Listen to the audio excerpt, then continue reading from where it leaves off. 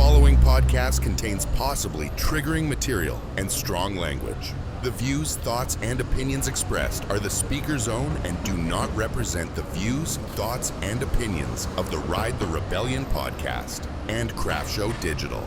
The material and information presented here is for general information and entertainment purposes only.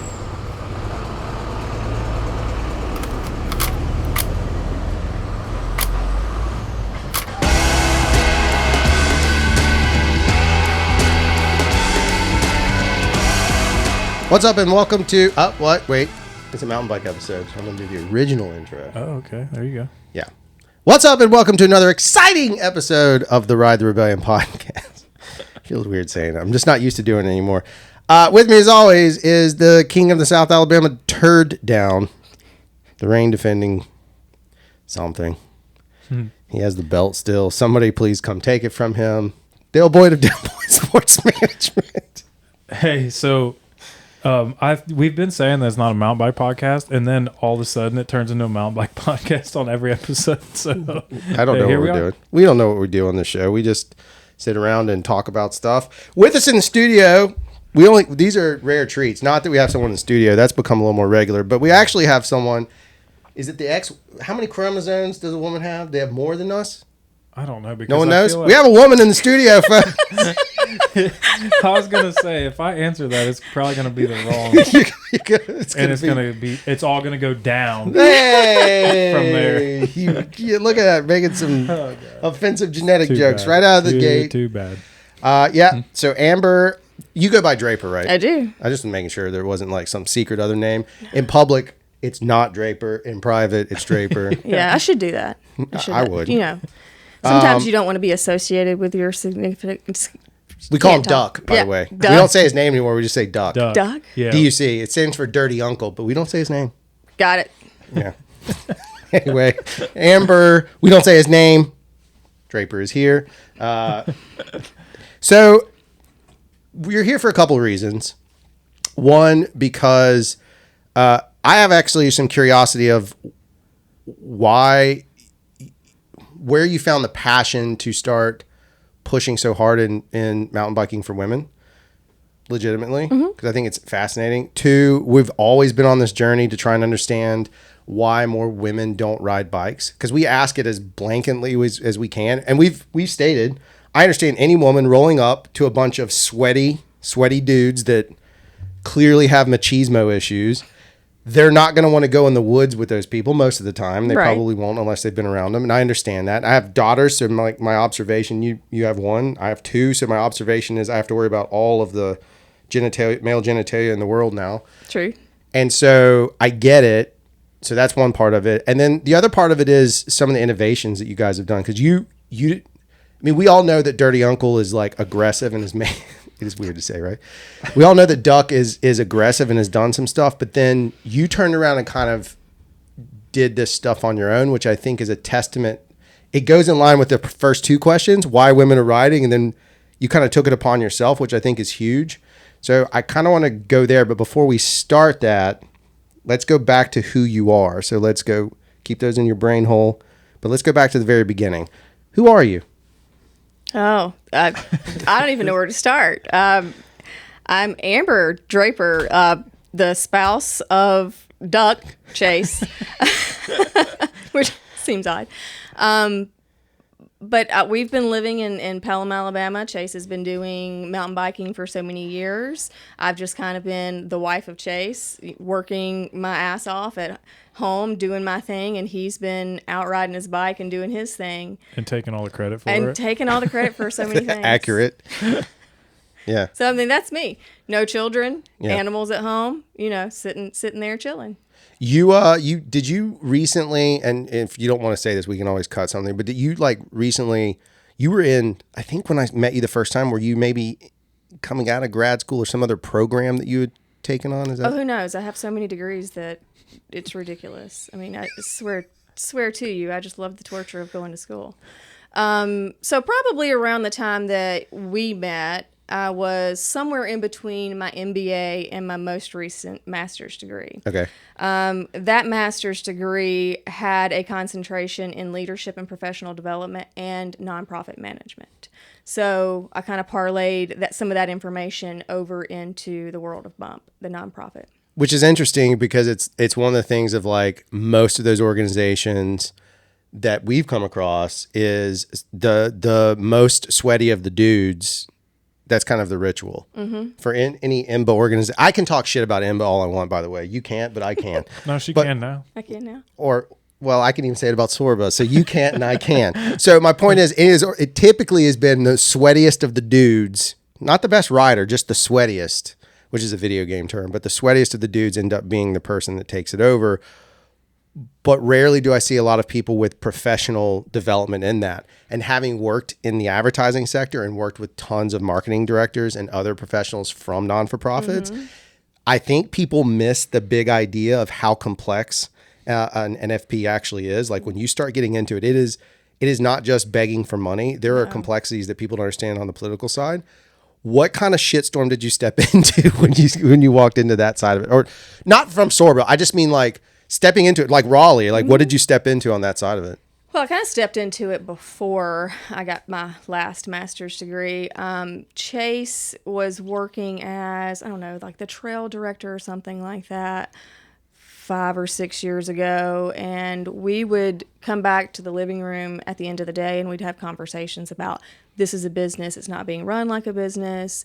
The passion for most of the directors in BUMP, the board directors role, they had lost the passion and they needed some new blood in. So they got Chase in. And then after that, a lot of other new people came in. So we've been talking about the nonprofit world for many, many years. I personally decided that I was going to start this professional development certificate. UAB has this master's degree where you can combine 2 certificates to make a master's degree. I started the professional development for myself because who doesn't need professional development when you're in a professional setting? I also wanted to move into a manager role, so I thought, hey, it's free. UAB offers me this stuff for free, and also I like torture apparently.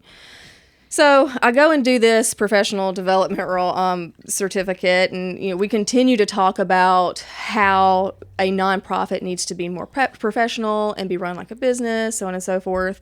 And then I go a couple of years and think, okay, I'm going to finish this master's degree out. What other certificate do I want?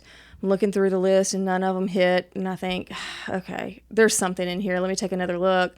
Nonprofit management stuck out at me, and I thought Chase isn't going to go to school for this stuff. Right. You could be his proxy. Right. I'm just going to go learn all the nonprofit world, and it does just weaponize you in regurgitate. arguments if you have that Sometimes, certificate. yeah. Not that it helps because Chase is going to be right anyways. Yeah, he's going to try, and then a couple months See? later, he's going to come when back. You get the note. The note is he's going to try. That's the key word is try. Hey, All right. The best part about this whole thing, and we're going to let you continue, but the fact that we haven't had our wives on yet to like tear us down, but we've done it to Duck, and Yeah. it's even better. This is fun, yeah. It's It's one of fun. my Oh, I'm sure. Yeah. So yeah, he tries to be right all the time, but I thought he's not going to go back to school for this, and I mean UAB's not going to pay for him, but they'll pay for me, so I'll just finish out my master's degree and take whatever information I learn here and just give it to him. Yeah. And just kind of give back to the organization that way. And that was actually before I even started mountain biking. I got a little more into it, I guess, halfway through this nonprofit certificate. I'm thinking I'm sitting at home all day. I'm a remote worker now, 5 years of this. I'm not getting as much exercise as I used to as I was walking through the hospital at UAB, so I have to do something. I'm going to the gym at lunchtime. I'm walking after work, but it's still just not enough. It's not fun. Or That kind of social. exercise, in fairness, is not fun. It's not. Yeah. It's not. It's just it's something to move your body. And it's not social. Like, and it's you not need that social. social. Well, I'm an introvert, so Well, yeah. I'm cool with that. But I did think I need something that's better than just the two. So I asked Chase, like, okay, I've got this really shitty mountain bike. Like, can we fix it up and see if I'm interested? I know I've tried it 100 times. Right. I've tried it with you by my side, and it's not worked out well. Let me jump in there real quick and say something about riding with Duck. It's not fun for a lot of people. I'm not trashing him, but he has got a very specific way he approaches it, and sometimes he's gotten really good over the. I will give him all the credit on progress. The first time I ever rode with him, it was like, oh, you can't do that? No, I can't. I've never been on a mountain bike on a mountain before. I'm from Alabama. I'm from South Alabama. Right? So, Flatland. first off, no, I can't go off the Boulder Ridge or whatever it is. I can't even touch. I'm going to walk it. Oh, you want me to go down Storyteller? No, I don't even know what it I don't want is. to die here today. That is correct. But then I've watched him progress, and he's paid attention and gotten better. But he is challenging to ride with, because and I get it because I'm around this guy. If they have this weird, I call it the athlete gene. If it kicks in, then if there's any level of competition in their brain, it switches a switch, and then all of a sudden it's hard for him to throttle back. And we talk about it a lot, but it's like hard to throttle back. So in fairness, And it's subconscious. Like, it's not always a conscious thing. no, it's definitely, yeah. Like, I mean, it can be conscious depending on who the one is pressing you to push it over the edge. But like, sometimes it's like, wait, I have to stop. Like in a group ride, I've gotten better at it too, but in a group ride, like I'll go take off blazing down the trail and I have to stop and be like, all right, just chill. Like, you don't have to do this. Like that. It's not, sometimes it's not your ride, it's everybody else's ride. Yeah, exactly. All right, so you get this busted ass bike. I don't know if it's busted. You get this bike. It kinda is. Okay. I think we paid like $500 for it. It was an old Specialized. I think it had like the 2x on it or something. It was a little janky, but I get it. I had it hanging on the wall in the garage, and I thought, okay, I'm going to say this out loud, and I know that he's going to take this and run with it so fucking hard. And did he? Yes. Yeah. You can't give him carte blanche. Like, No, we've learned. We've all learned. Everyone experiences the duck walk. Right, Yeah. So I say these words out loud, and he's like, bet.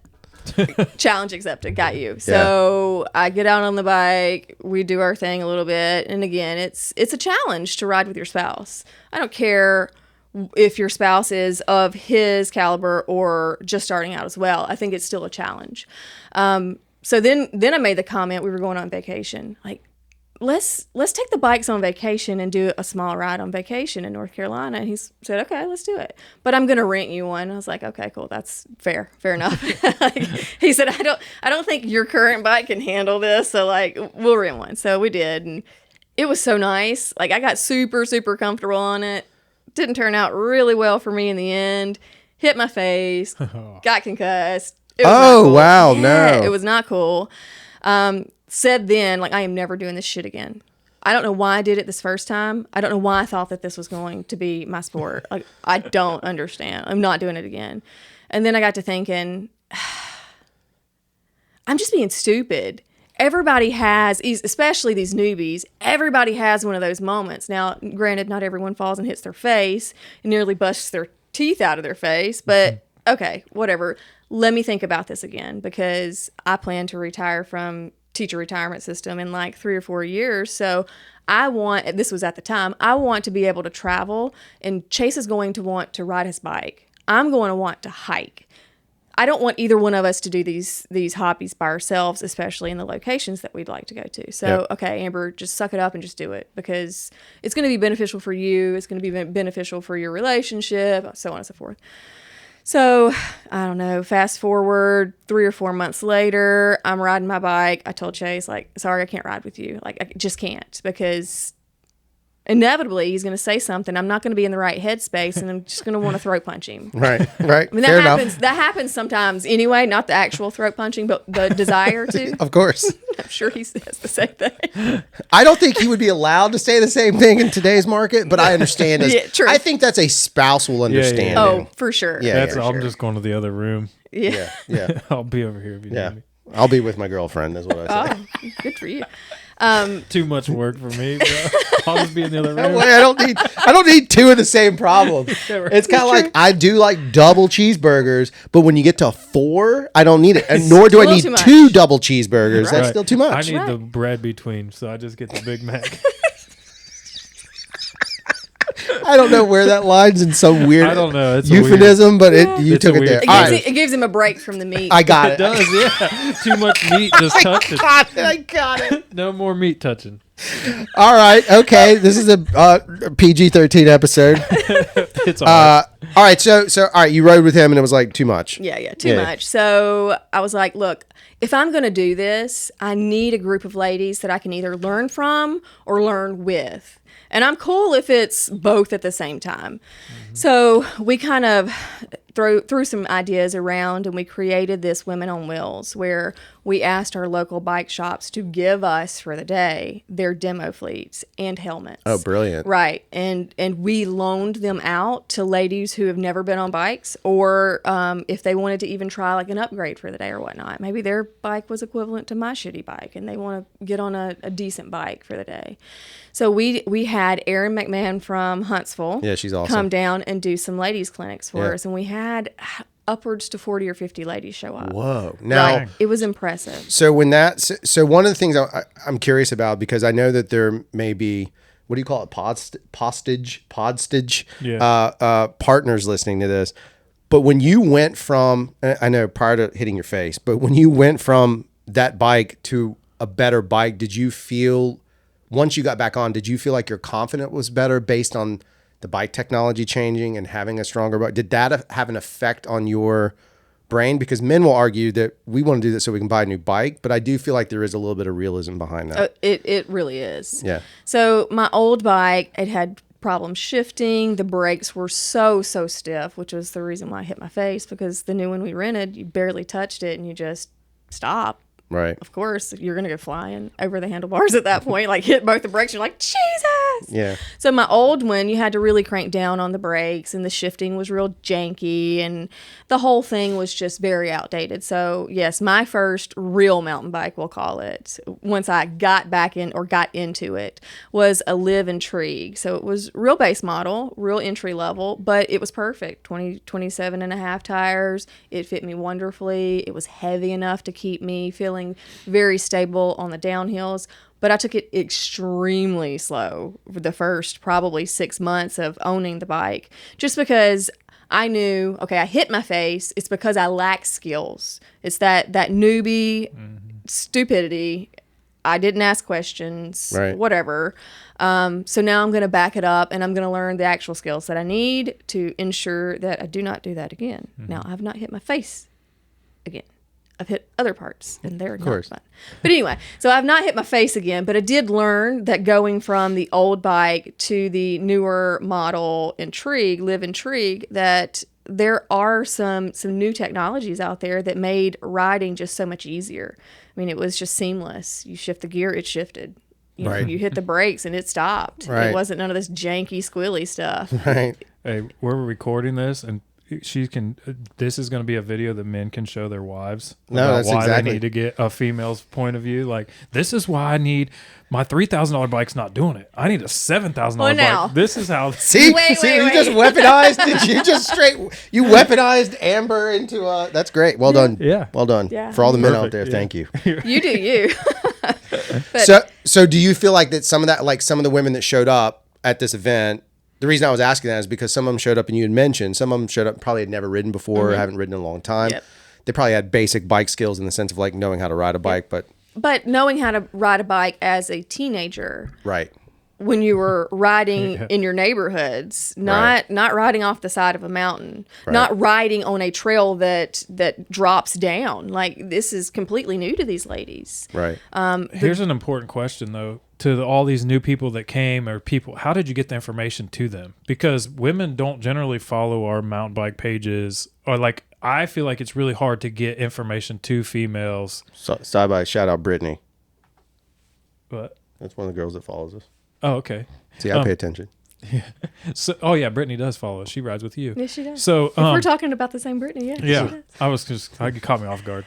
But so how was the best way to get the information to them? Because that to me it's so hard. Getting information to our friends is even hard. In our small friend group, even it's like so hard to get That's a good this question. stuff out. Yeah, so we utilized Facebook as much as possible. We actually, in addition to Facebook, I utilized the neighborhood app. Have you guys? Yeah. Okay. I do that I check on my To Catch a Predator, make sure they're not near me. Oh, good. I mean, that they're not getting close to me is what I'm saying. Just you or your children? No. I mean, basically, so that if they're seizing houses around me, they won't know where I live. Well, I use it to find out whose cat's lost. That's a deep cut joke. If you let it settle, it'll land. Yeah. I use it to find out whose cat's lost, so I know whose house I need to fucking egg because they're eating all my cat food outside. Nice. Because their I thought cat's you were lost. going to make a terrible joke. All right, but let's go ahead. Well, I was gonna. Yeah. So I utilized the Nextdoor app, and then let's see, what else did we do? We had our gym put it on their monitors. Oh, wow. Right. That's right. a great idea. And then just all the community pages in our area. I would a couple of times a day just locate a new community page, put a snippet out there. Hey, if you're interested, Wow. if you thought about riding a bike, we got you. We have demo bikes. We'll have helmets. All you have to do is bring yourself and a water bottle. It's free to any lady that would like to show up and try this out. So really the heaviest part was Facebook. Just posting on all the different community pages, I think, helped some. But I think we have a good following of females on the bump page as well. And a lot of them I found was husbands encouraging their wives to go. Mm-hmm. So the reach is weird sometimes, but trying all these different avenues is beneficial because you're going to hook someone. It is. It's one of those things though, because I think through because I've talked to my wife about it. And when I first started riding, I was very excited to have her ride. And then she and I came to terms that we identified that that's my thing because we have some other things that are our things. Mm-hmm. Like we're both big foodies. And so food is our thing. We'll go out to, travel for food. Mm-hmm. We literally just went to Charleston for a single restaurant that we wanted to go eat at. We're nerds that way, right? Yeah. Drug our kids with us. But but I get it at the same time. So I've been in that boat. But it is fascinating to me because there's this, as a male and as a husband, there is an excitement of something that I love so much, it's actually a good thing if the husband does want you to come do stuff. You can choose not to, and you can get to terms like we are. We just found a path.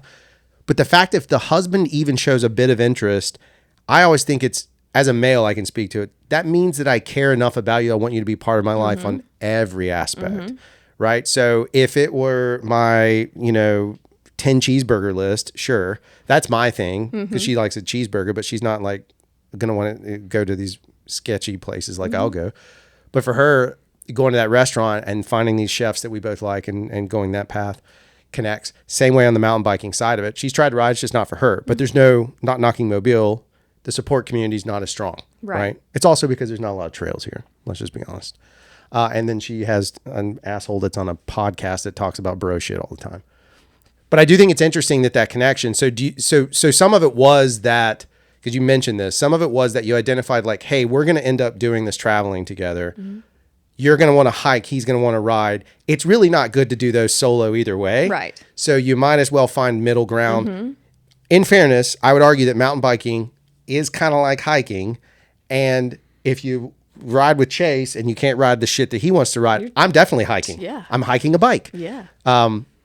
How much of that did you find from the other ladies that showed up? Because you mentioned that some of them were wives and all that kind of stuff. Did some of that say the same thing? Like they just didn't have the peer group to support them? Yeah, definitely the peer group. Now, they don't have the same story that I have of wanting to hang out with my husband in retirement years. Maybe they're just not close enough yet, so they're not thinking about it. I, however, am so freaking excited about it. I tell everyone I see. Let's clarify. She's excited about retirement, not hanging out with Chase. I mean, right. Legally, she's bound to say yes. Yeah. So, yeah, it's very similar situation where they didn't have the community. They didn't know how to get started. They were very intimidated. I mean, it is a male-dominated sport or hobby. They have their husbands asking them to come ride with them. But again, like me, it never works out well. Because if you're not in the learning headspace and you're in the spouse headspace, it goes south so fast. Right. So fast. Like, get me off of this trail. I don't ever want to see you or this bike again. Yeah, right. So it was nice to see all these ladies show up to this Women on Wheels, and as they were coming through, I'd ask, "How'd you hear about us?" And they'd say one of these Facebook pages or whatnot.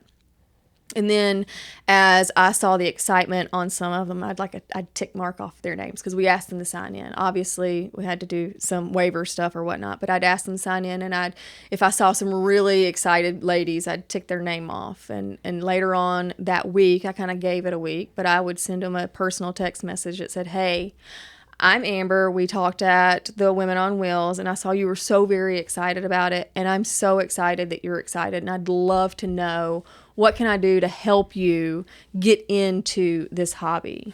And I had a couple hits that way. Then we started out with just a couple of ladies doing some random rides, and then it's kind of just built from that. So I think it definitely takes a person or a female that has the passion and wants to reach out and have that connection with other ladies to build her own community. So that's basically what I did. I wanted to build a community. I needed a group of ladies to ride with. So how else am I going to get this community? Well, you can't make it for me. No, I can't. Right. Chase can't make it for me. Right. I'm going to have to make it myself. And as long as I have the ability to, and Chase supports me and Bump supports me, then let's roll with it. Let's see what we can do. It also seems to be, to your point about again, your masters as a business owner, it's the same concept. Like, I have an idea for my business and I have to find the right people to help me complete this passion. Like, I can't do it by myself. Right. I was a single operator for a long time, but then I realized, like, hey, I'm not going to make enough money to scale. It's going to be questionable. I need to build it. And so I do start new hires, as we were joking about earlier. Do you feel like that's one of the, like, now that you're in this spot, you have a community you built, you essentially have this understanding of, from a business standpoint, how to potentially better run. I say potentially not because of you, just because of logistics of life, but potentially run this non-for-profit because you have information that supports these ideas. Do you feel like the trajectory of it is such that it will be able to continue past you? Like, when you retire and you're not as present, do you think it'll continue forward at that point? Or what needs to happen to make that happen? So I think that's a twofold answer. Do I right now think that what we've done in Bump will continue past me retiring and maybe, stepping back a little bit? Yes and no. I think we've built a nice little community. Our groups of ladies may continue to ride together, but I'm not really sure that we'll have that social aspect. So what I try to do is identify ladies in our group that have that passion, that want to keep this going. And I try to empower them to help me make decisions, to give me suggestions on how we can continue to build and grow the group, so that at some point I can pass it over to some other lady and say, here, go forth and conquer. And hopefully, yes, it will continue and just continue to snowball, and we just, continue to bring on so many new ladies that we outpace you guys. I know that's not going to happen, but I would love to see that. What I think is awesome about that, and you and I have had this conversation before about other communities within the community that can coexist, that don't have to all be the same community. Right. So, like, there's a women's ride, there's a men's ride, there's a anybody come ride, there's a kids ride. Those communities can all be separate and Absolutely. be the same, right? Yeah. So, like, absolutely. what we've run into and we've gotten ourselves in trouble with is our not disdain for youth mountain biking, but our, like, it's a separate thing. It's me. Look at me.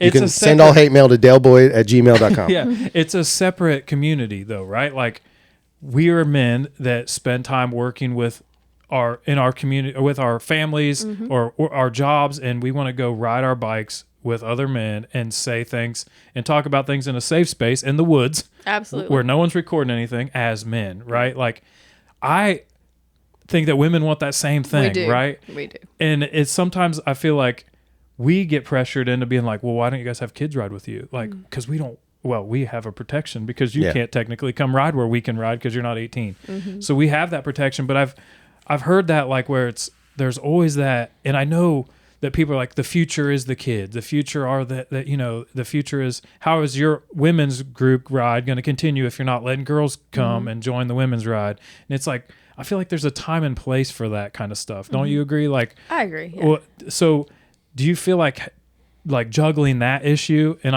you don't have to incriminate yourself or make it worse, but you don't have to be like us. Don't be the cancel podcast. Welcome on in. But I mean, like, that is a thing that people have to juggle, and I think people's egos get in the way where they're like, no, listen, my daughter needs to come ride with you, or my son needs to come ride because it's a group ride, and I want him to feel what I feel when I'm on these rides. And it's like, yeah, but these rides aren't for them. Right. Like some rides. Some I rides. think it comes back to your point, and then answer. I would say it's about focus, and to me, if our focus from the very beginning as a business, thinking about it, and then this goes 100% into NFPs, because most NFPs that fail, they diversify too much, and then they lose focus of the primary objective. If you don't have a mission for what it is, if your mission is broad and you say, my mission is to get as many people riding bikes as possible. Yeah, okay, cool. That means every group ride needs to be a group ride for everyone. Yep. Right. But if you're making a women's one, women's is the women's is. That suggests to me that they're of a certain age, they have a certain mindset, and there's a certain maturity that comes along with that. And the organization can choose that. The Reb is an open group in the sense of like, we don't care who applies, but we are limited in letting it pass through. When we go ride at FNL, it is 100% not for kids, because we don't want them hearing, that's our blow off time. Right. But we don't mind if women are around. They just need to know that we're going to say whatever we want. I think it's a maturity type thing. Yeah. So I guess to take your question and parlay it is, Yeah. do you find that focus inside of those is more important than necessarily trying to be the one thing that pleases everyone? Yeah, type scenario? every women's group always says empowering women to ride or empowering more women to ride. Like, is there a way to like you're saying, focus more into like not just women broadly, but like working class women or women that are parents or mothers or something like that? Sure, if you want to take it that far with it, go ahead. that's- Put you on the spot. Yeah, that's a lot. So we don't get that That's a lot. focused. Yeah, that focus would be a lot. Like, Yeah. So, yeah, we recently just had some suggestions that we create a youth group. And I think that's a great idea. I would have loved growing up to see my mother doing something like this and me being a part of it. Yep. Because I think there's a great connection there that children, especially females, young females, need to see. Because I don't know about your wives, but I grew up, my mother didn't have a lot of friends. So if you or your wife doesn't have a lot of friends, but you have your child and she's riding mountain bikes, both of you are riding mountain bikes, and her going to this group ride and building a friendship or a friend base, I think that is so beneficial for girls in general. Now, I would love for that to be the case, for us to be able to include our younger generation into our ladies' rides. But there's a whole level of risk that we just cannot deal with or accept in this situation. Now, as a whole, if we had a giant group ride, it's a little easier for us to accept these youth on our group rides. Of course, they have to have the waivers and have a trail guardian or their parent with them, but it's a little easier. With these ladies group rides, there's always the possibility that you've got this really amazing young girl that can do so many more things than mom can do. Well, the girl doesn't want to ride in the group that mom's in, and mom can't ride in the group that the girl's in. And so do you separate them? Do you cause this like a huge level of responsibility for the group lead and the sweep? We thought about it all, and we spoke with attorneys and whatever, and decided that it's probably best that we just keep it the way it is. 18 and over, you're more than welcome to come with no waiver. I mean, you have to sign in, and there's a little waiver for that, but you don't have to have a guardian or a parent with you. But under that, you have to have a waiver, a full waiver, and you have to have your guardian or trail lead with you. Did you guys have to add it? So the reason why we're 18 and up came from our landowner, right? So we're on a lease. You guys are on a different scenario.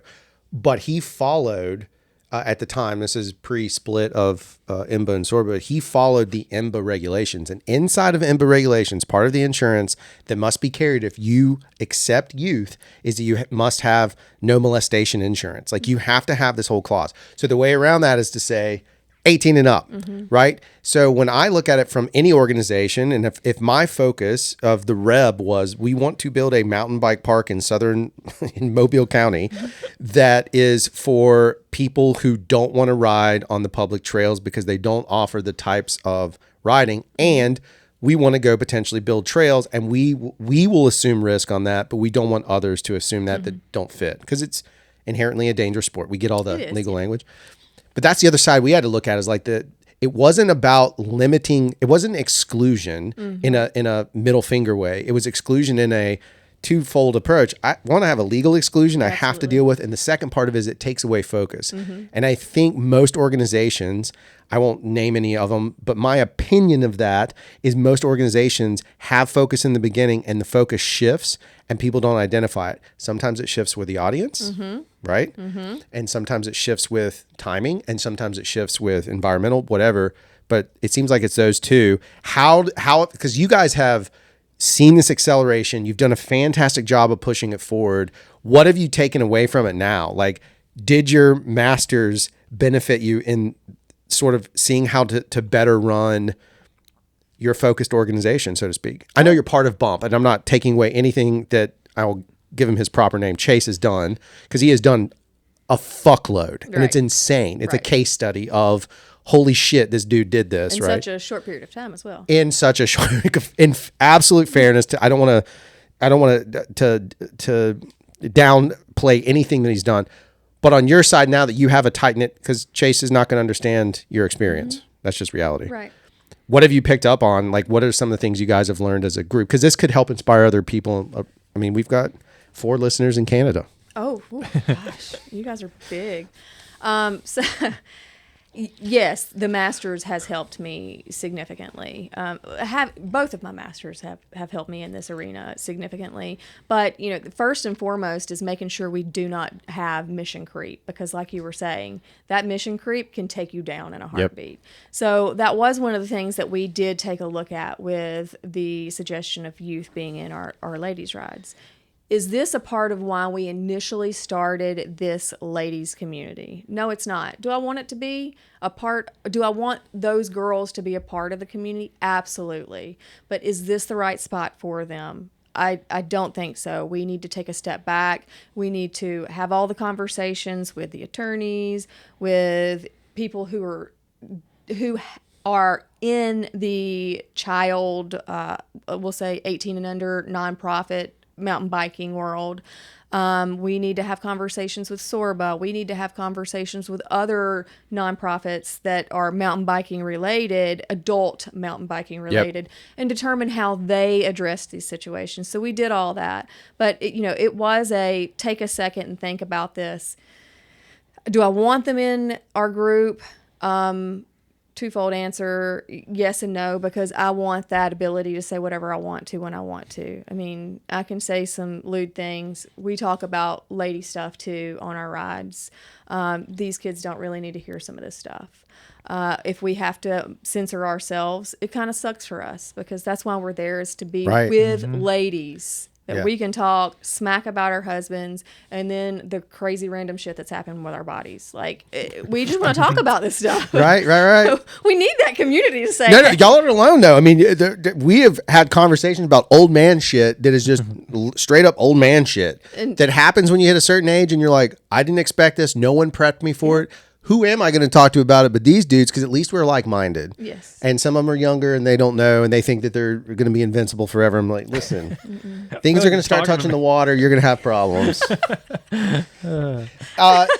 I guess part of what you're saying there that I think is, and first off, anybody that's listening to this that may or may not ride, I want you to take away something very important. I'm saying this as a business owner. What you just gave is some of the best advice anybody could ever have about a business. 99% of businesses fail because of mission creep, because they don't set a mission in the beginning. Right. They don't set values. That's another thing. They don't set their boundaries either. That's correct. You have to set that mission, have those values, and have your vision statement and all that stuff, but you have to set the boundaries to stay within you get what you your allow. guidelines. Absolutely. You get everything you allow, you're going to get. And we want it to be bigger and better. Obviously, everything's better, bigger, right? Yep. Well, not really. We all know this. Also saving that for my wife. But it's fascinating to me, because it's again one of those scenarios of like, we talk a ton, obviously, on the show about community and how important it is, and we've seen that Chase and the entire bump group community has gotten bigger and stronger and better. But we've also identified in our own process of saying, like, wait a second, there is a little bit of segmentation that occurs. There's different within our own organization. I ride less downhill now because I have a burden of responsibility for 12 people 15 people, and the majority of them are children because I have employees that have kids.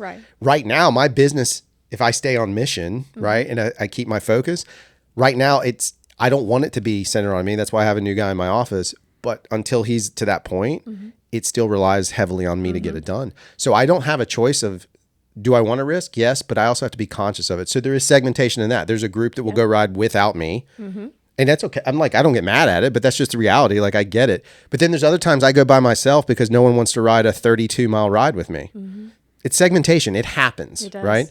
But within that community, we still all have the same thing. All of us have job pressures. We have life pressures. We have our roles as dads. And a lot of us will challenge each other on that. A lot of us end up having daughters, which is odd. So we all get to have the same level of frustration on that.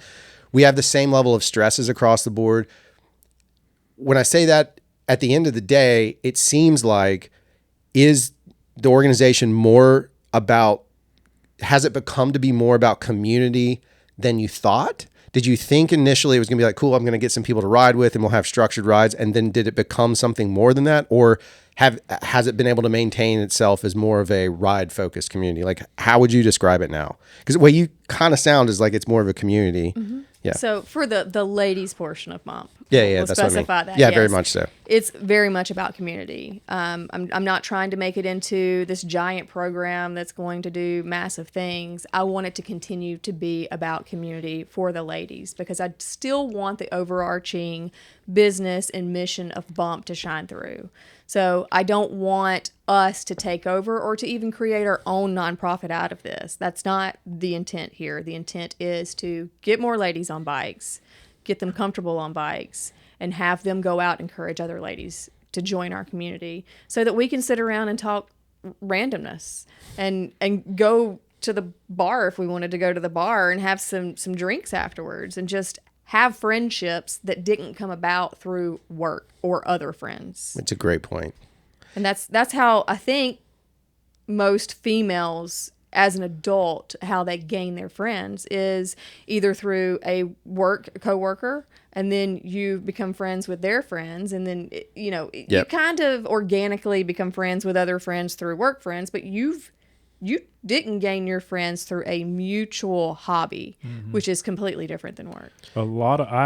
Just by my wife, a lot of her friends come from our kids' friends and parents, from sports, or like you're with them all the time. But the important part, though, is what you're saying, though, is it gives a common ground. I think that's the bigger challenge, is finding that common ground. It does. A common ground that could be about the woman. Right. Not about their kids. Exactly. That individual. That's what I mean. Yeah, for sure. So back to my kids. I'm friends with my kids' parents because our kids' friends, parents, whatever. Those are just in your life for a very short period of time. Yeah. So if your children are in basketball, and let's say that they did basketball for 3 years, you had that friend for 3 years, and they really probably weren't even a true friend. They were an acquaintance that you sat beside and just kind of chit-chatted Usually with. bitched about the coach, which was probably one of their husbands. That's possible. So I actually define them more as, I tell my wife this all the time. I'm like, you're mad at acquaintances. Absolutely. Because like friend-wise, you should be able to pick that up. You might fight. And it's, look, male mentalities, we're going to get in a fight. We may come to fisticuffs or whatever. I've told the story where, like, I don't remember what I was mad at. I was mad at something. I blame Dale for it. And I just stopped talking to everybody. It was probably legit, though. It wasn't his fault. It wasn't his. I was just mad. Like, it's just a Drew thing. Just let it. I get to claim the I'm an artist card, so I'm playing it. And then, like, I didn't talk to anybody for like a week and a half. I didn't show up to any rides. I just was like in my own head about some stuff, and I was just frustrated. And this dude calls me. Nice. Like, out of the blue, and is like, hey, I just want to check on you. Are you okay? He does that for another guy that sometimes listen. Like, that's a huge deal. That's the difference in friendship. And then I was like, oh, Dale's not my acquaintance. Dale's actually my friend. Right. Like, my other friends see me in the spot, and they haven't really done, I mean, they're still friends, but they haven't reached out as much.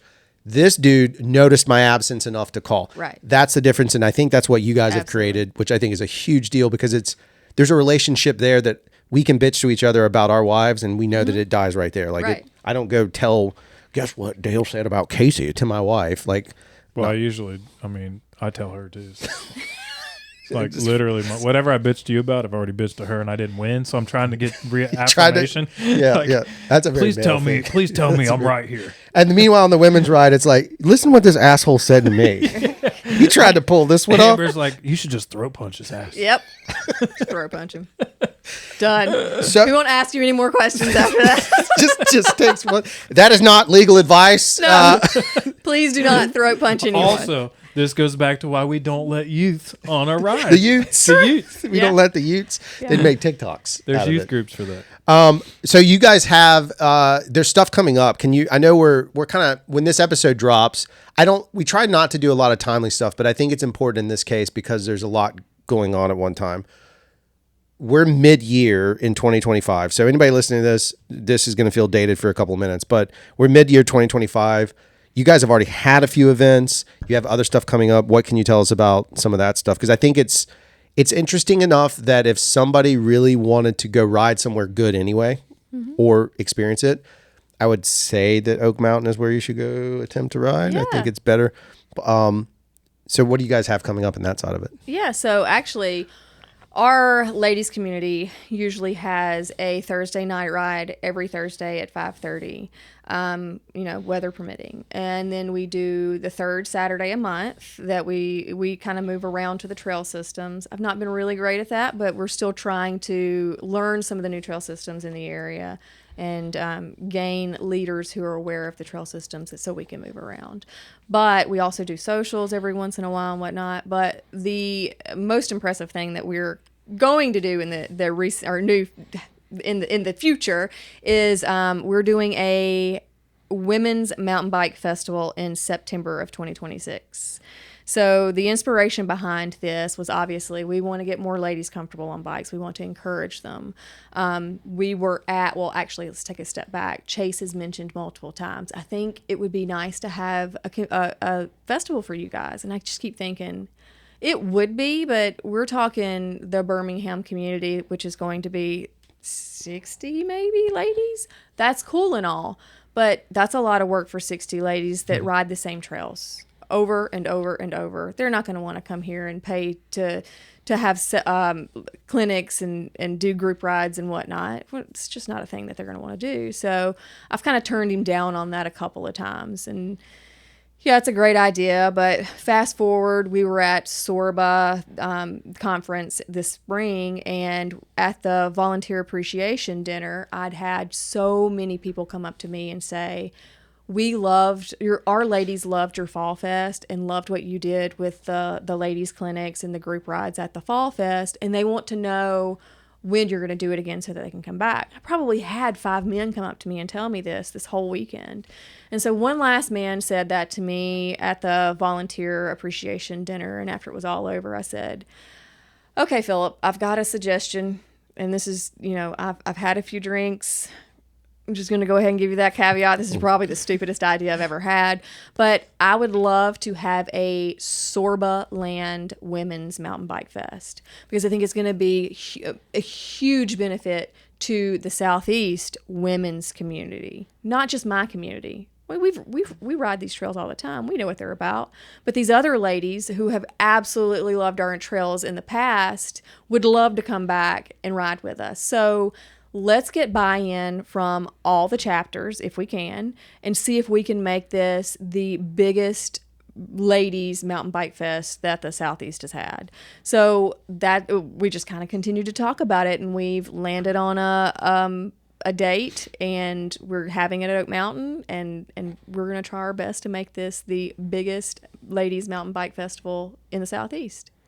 That's again, to me, super awesome, because it's staying on focus, it's staying on mission, it's keeping things centered and it's where it needs to be. It's the same sort of thing that it should help eliminate some of the intimidation factor, I think, is the bigger part of it.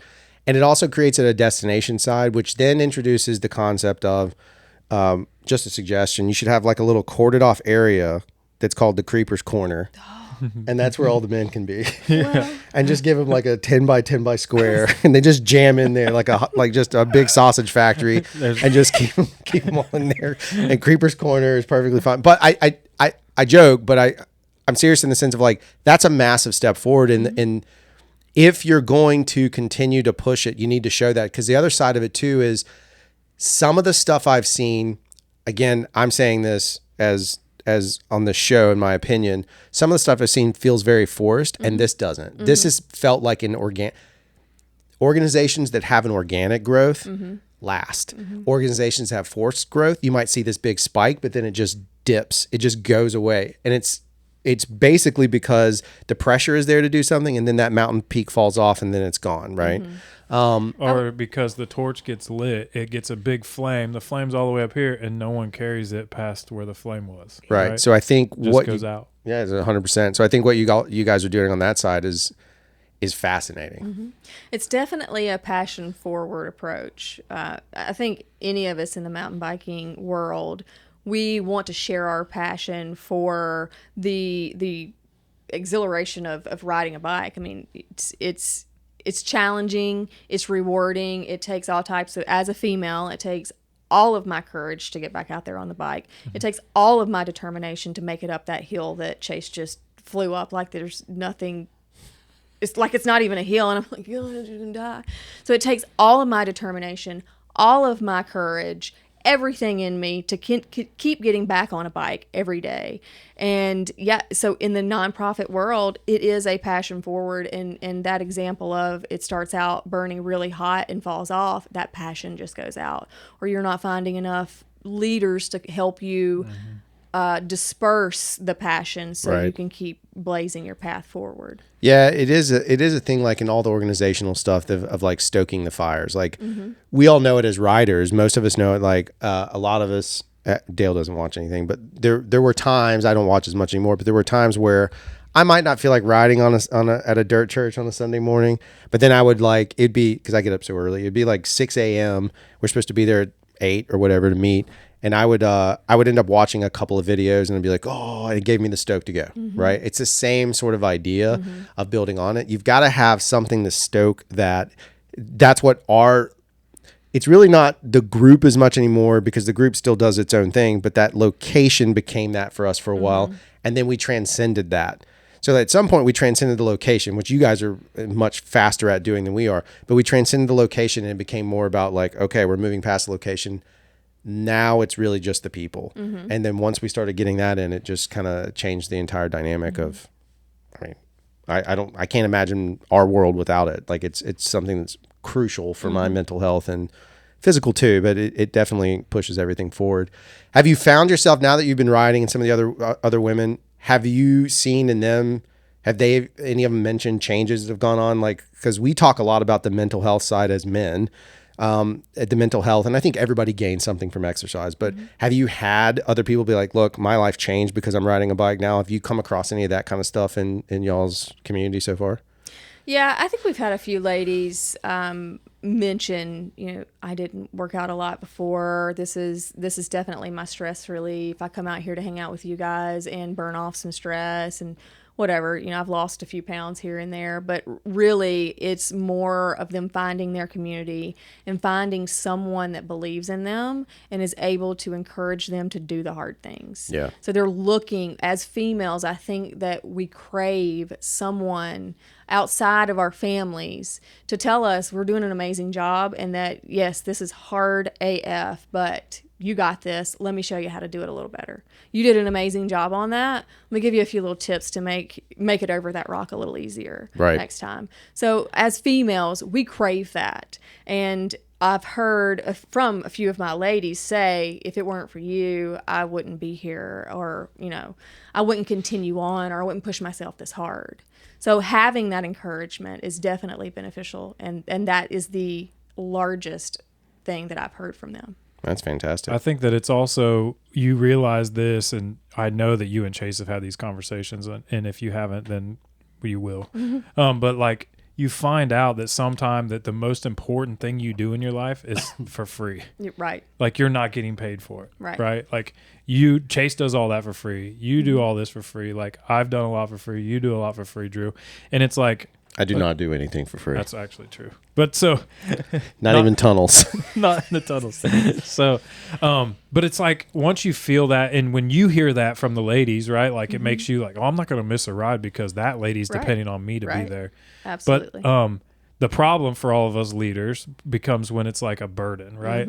Because it happens. It's like your Ragnarok that you talk about with work. It's like sooner or later, I as a leader, I'm going to get to the point where I'm like, I don't care about that late. Like my mental health is not benefiting from this group ride any longer. Right. Or Yeah. like the opportunity cost of me going and spending time with these 5 guys I barely know, is that going to be better than hanging out with my kids tonight or my dog walking, you know, whatever it is.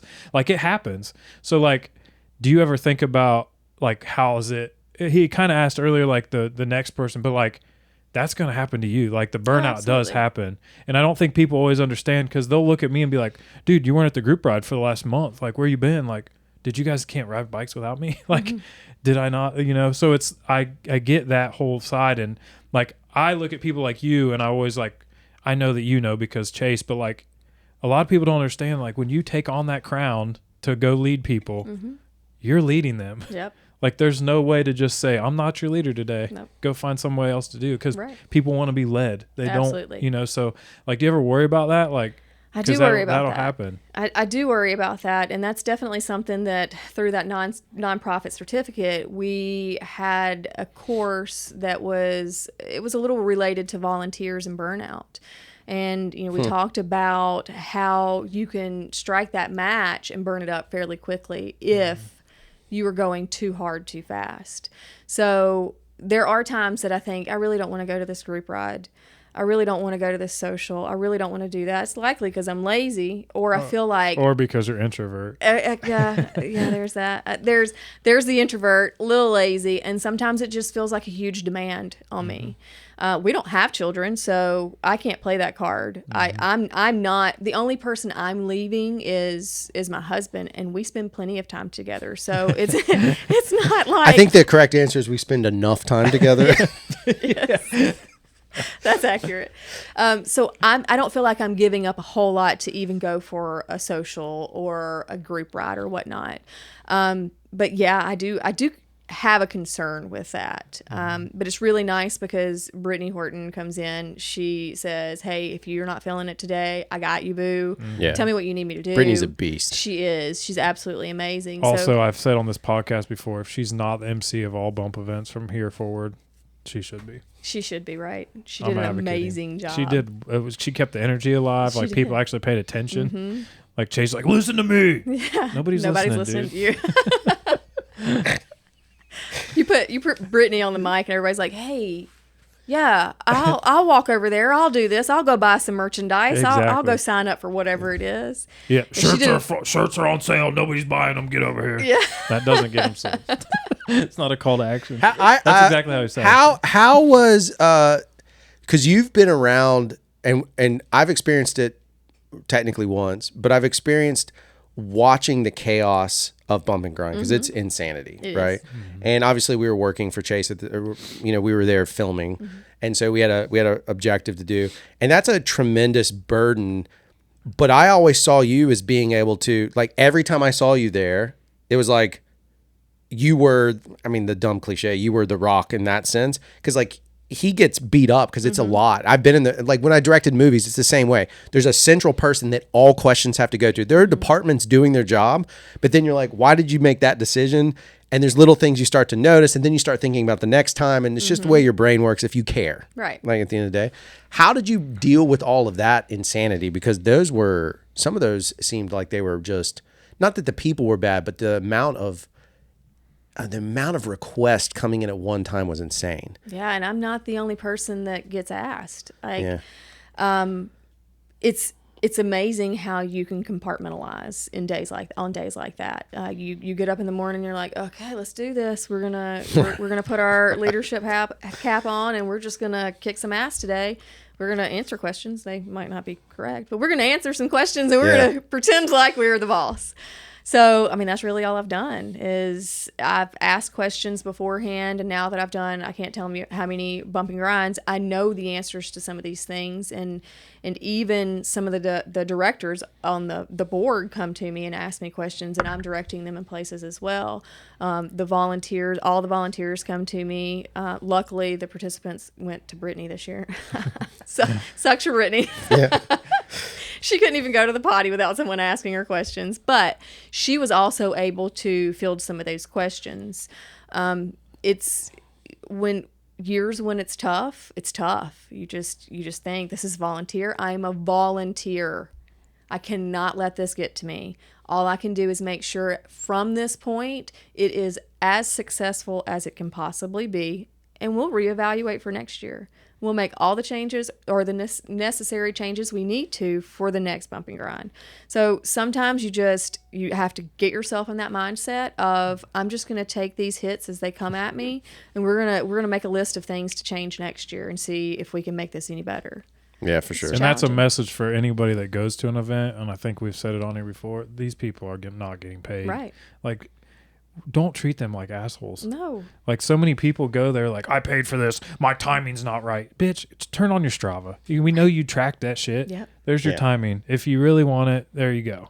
Like, I get so annoyed by everybody that's like, well, this wasn't good, or that wasn't good, or the vibe wasn't good, or that party wasn't fun. It's like, we're not there for you, bro. We're there for 500 people. Right. Like, quit making it about you. Right.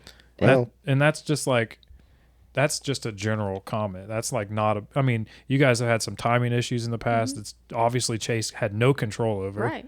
And so it's like, It's not like we were out there with the timers. yeah. And so, I mean, there was people that were saying stuff to me that didn't know that I know Chase. And I'm like, dude, go home. Like, nobody wants you here.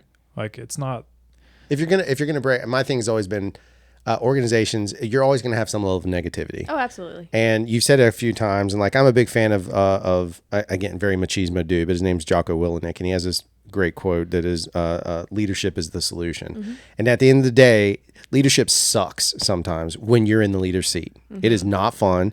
It's not something you enjoy, but it is the answer. And so when that negativity gets there, that's when you have to like figure out how to surgically move it.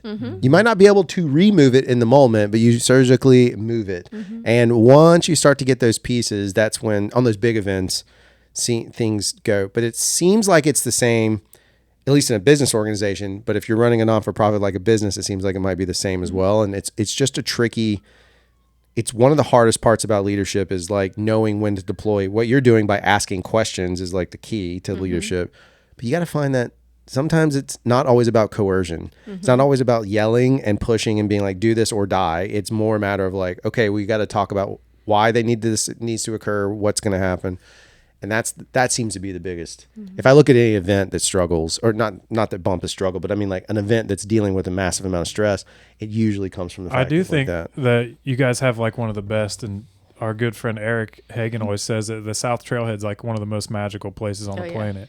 And like this year we got to camp at the South Trailhead, and it really was. It was like a totally different experience at Bump and Grind this year, just being stuck in the center of it the whole weekend. And so like having that at your fingertips is like, it's second to none. Like when you invite women there, it's like you're cut off from society, right? Like you're now, or men or kids have their, they have their youth groups there, and everybody's there. So like, to me, that is like one of the things that Bump has that we can't compete with. Like South Alabama USA Bike Trailhead is not the same. No. There's a whole atmosphere at the South Trailhead that I don't think can be replicated elsewhere. No. I mean, and if you do, that's And wonderful. by that, you mean like murder. No, there's You mean the South Alabama Trailhead, not the South Trailhead. yeah, the I'm referring to the South Trailhead, I'm Alabama Trailhead, which is the ever-looming presence of murder. But yeah, the South Trailhead. the South got it. Trailhead at the Oak South Mountain. Trailhead at Oak Mountain has characters now, though. Like Eric is a character of the South Absolutely. Trailhead. Yeah. Chase is a character of the South Trailhead. Like those people have become part of Oak Mountain. Like everybody, people go to Oak Mountain, they're like, "Oh, I saw Eric." Like, Yep. okay, it's probably a good chance, or Chase. Yeah. Like one or Scott. Scott's there a lot. So like that, those people have become characters of this podcast too, just because It's the we same. ride. It's the same with Toby at and Bogue at Chitto. Boca Chitto. That's You what I got was gonna- Toby and Steve. Yeah, and what those we're friends with Carrie, and Carrie has done a lot with women's cycling throughout her time in cycling. I'm rocking their shirt. Yeah. I wore my female shirt. I'm what is this called? Nice. I'm virtue signaling.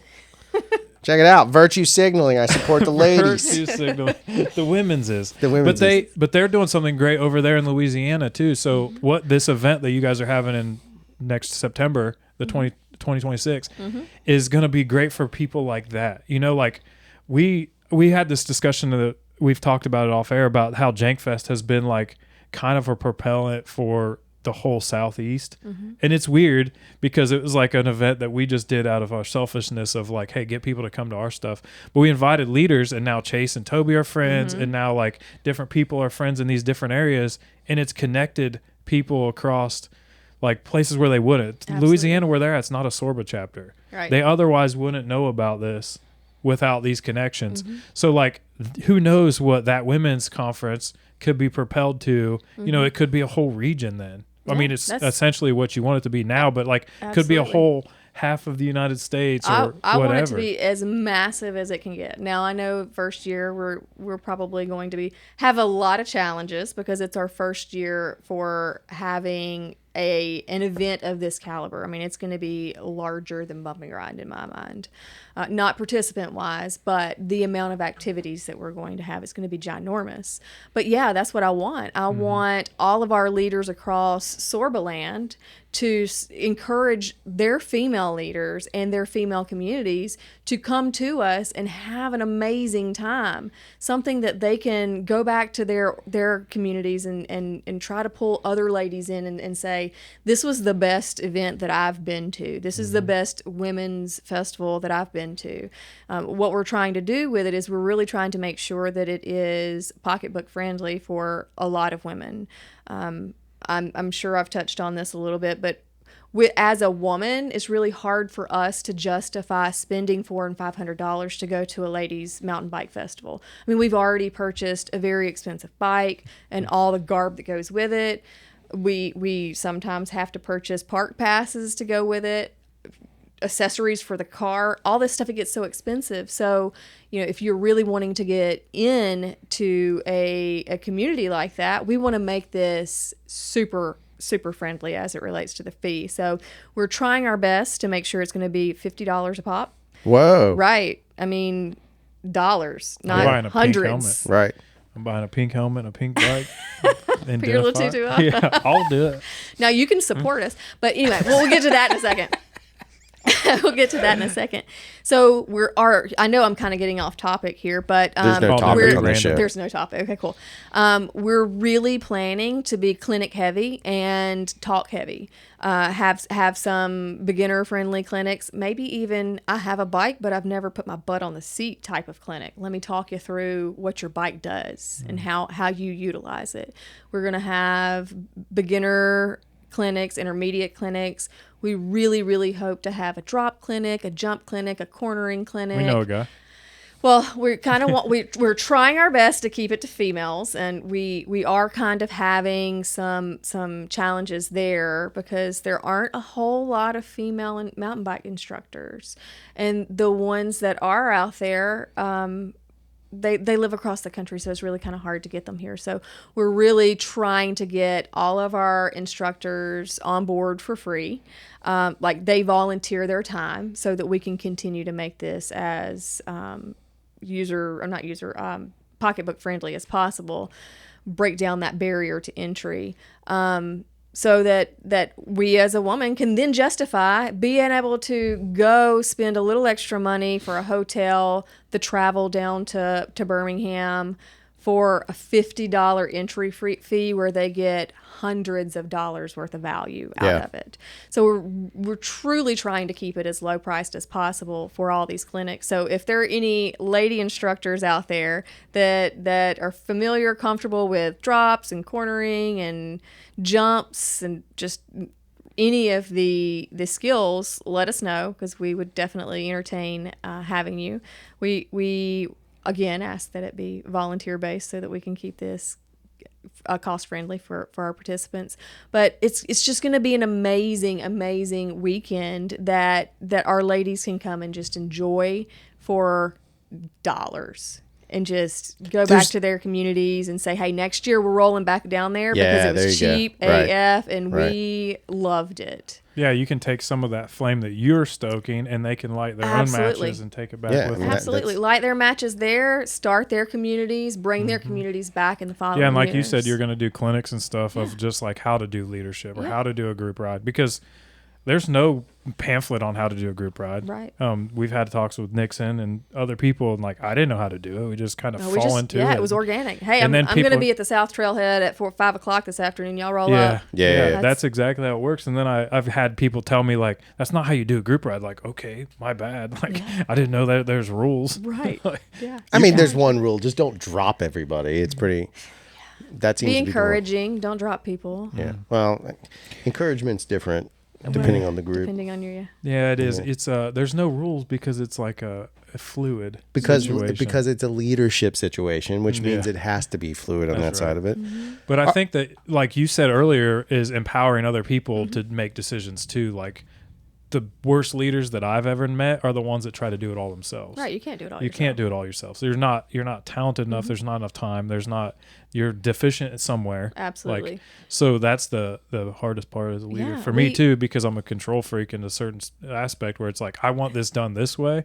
Even if I delegate it, is it even going to get done? Right. Especially volunteer wise, like that's the trouble that we see. There's a part of acceptance to that, though. There is. Yeah. You have to learn to delegate, and you have to teach the person you're delegating the task to how you want it done or how it should be done. Yep. And give them the reasons why we're doing it this way so that they fully understand the big picture and why we're doing things. But yeah, I mean, we have ladies like Brittany that are just our cheerleaders that bring ladies in and make them feel so comfortable. She was a cheerleader for the podcast too while we were up there telling everybody about it. Yeah, she was. She's the jam. Marketing for you guys. All right, so that's September 26th. 2026. September 2026, not September 26th. September 2026. Saying it again, so Gabe hears me. We are going live with the website next week, or Nice. by the time this podcast drops, there will be a live website. Now it is kind of organically building, so it will have limited information, but it's limitlessmtb.com. Okay. And so I'm not even sure that we've even given you guys the name of the festival. So it's Limitless. And the thought behind that is it takes limitless courage for a female to get on a bike. So let's just go out there and give her limitless encouragement and limitless support. Love it. That's absolutely great. It's going to be wonderful. Is there going to be, and I know this is the tricky part of non-for-profits, but is there going to be a donate button? I'm sure there should be. That is in one of the nonprofit management classes. Like, make your donate button ginormous. Yeah, it's important. It is. It's one of those things of like, if you don't, like, you the opportunity. Plus, it also says, and it's just advertising stuff. But when it's there's a thing that happens in people's brains, and they're more likely going to do that because they want to get behind Especially it. if they got value out of what they got. Absolutely. Like if they feel, or even if it's a dude that wants to donate, right? It's still the idea of like, hey, I believe in this idea and this mission. So sometimes it goes beyond that. It's like believing in it I support that community. To me, it's about I support any community that makes the push. Like we supported Carrie and Joe's wife. Jennifer. Thank you. Sorry, Jennifer. We supported Joe's wife. I did it again. We supported Jennifer and Carrie on their endeavors because we believed in that side in the same way that we would do that with you guys. But like, we do that because I know the value of community and we've seen it grow and blossom very quickly. I'd also like to propose, if we could, that we have an all-female Jank Fest called Skank Fest. Okay. I've been sitting on that for so long. Tell me it would not be amazing to have that. Skank Fest. I know, it's a joke one. It is a comedian one. I know, but it would be... I've been running various. I was like, there's good. only so many anks. He walked us right You into can't. that. You can't. There's only so many anks you can do. I was like Bank Fest, and that makes them sound like gold diggers. Then it's like, then you have like Hank Fest. What is that? That doesn't make any bunch sense. of Bo Cephas fans. Yeah, it doesn't work. It doesn't work. I couldn't find a good one, so we're going with Skank We've talked Fest. about all this women ride stuff, but the very most important question is: are you going back to Skyway this year for our am I AIDS going station? to be Are you going to do it? station? I have considered doing. You've done it 2 years now, right? Well, the volunteer aspect. Yeah, yes, that's all I'm saying. absolutely. Yeah. No. I'm teeing her she's up to doing do it. the ride. I've considered doing just from the trailhead to the aid station, okay. working it, and then if I wanted to turn around and go back, but not doing the whole thing. I don't think I'm there yet. I don't think I'd die. I don't know. I'm sure I'd die right now. Hey, I'm so sure that I would die that I'm just going to the aid station again. Yeah, the aid station is awesome. It is awesome. The AIDS station. That's what I keep saying. Yeah, I mean, know. you put might an get S on AIDS it. there. I'm not sure. Yeah, I mean, Lord knows. The pictures I saw of people last year. Well, no, you can't get AIDS from the shot glass because the alcohol kills it. Over and over and over. The thing that kills me is it's always in the middle of USM for me. Almost This year always. won't. It's in November this year. Yeah, it's Oh, changed. no, that's in the middle of the hub. Oh. Clients. That's how you live your life. Work. Do you have any other parting advice? I made sure, by the way, that your episode ran longer than Duck's, so you're good there. Sweet. I am more important. We know this. No, this has been really good. But do you have any kind of, now that you've experienced it, you've seen how a community blossoms, any advice? Because one thing that we've learned from this podcast has paid dividends when we don't want to do the show or we're tired or whatever, is we've always been able to lean back on the idea of like somebody somewhere took something from it because they told us that. Whether it was just a laugh or a joke or whatever, that's one thing. But some people have legitimately said that they've had an opportunity to be inspired to do something. So same thing. Yours is focused in a space that Dale and I will never understand because we're dudes. Do you have any advice? And anybody, if they're listening and they're careful, they can understand that can be transposed. But do you have any advice for anybody that's trying to get a community off the ground? Yeah, basically, build it and they'll come. The field of dreams. Yeah. That's the way I've been referring to the Limitless MTV Festival is build it and they will come. You put yourself out there. You might be sitting at a trailhead for weeks on end by yourself. You just have to stay consistent with it and make sure you are encouraging those people, whether it be the female side or it be a youth program or it just a males program, co-ed program. Be consistent and continuously tell your vision and your mission. That's one thing that I've tried to do throughout this whole thing is let my ladies know my mission is to do this, get more ladies on bikes and encourage them and make them feel comfortable in this setting. So make sure you communicate well, make sure you stay consistent with your offerings. And when people give you suggestions, take them to heart. They may not think the same way as you, and you may think in the beginning like, oh, that's kind of a weird suggestion, but let me sit back and kind of muddle it over a little bit and see how I can take that and make it my own. Yeah. So as an introvert, I don't want to have socials all the time, but I see the benefit for my ladies who love being around other ladies and having these socials. And then when I get there, I have such a great time that I often wonder, like, why did I not want to come to this? Right. It's the whole introvert mentality. But basically, back to the words of wisdom, build it and they'll come, show your passion, communicate well, and just be consistent. Perfect. I'm going to kill the streams, Ray.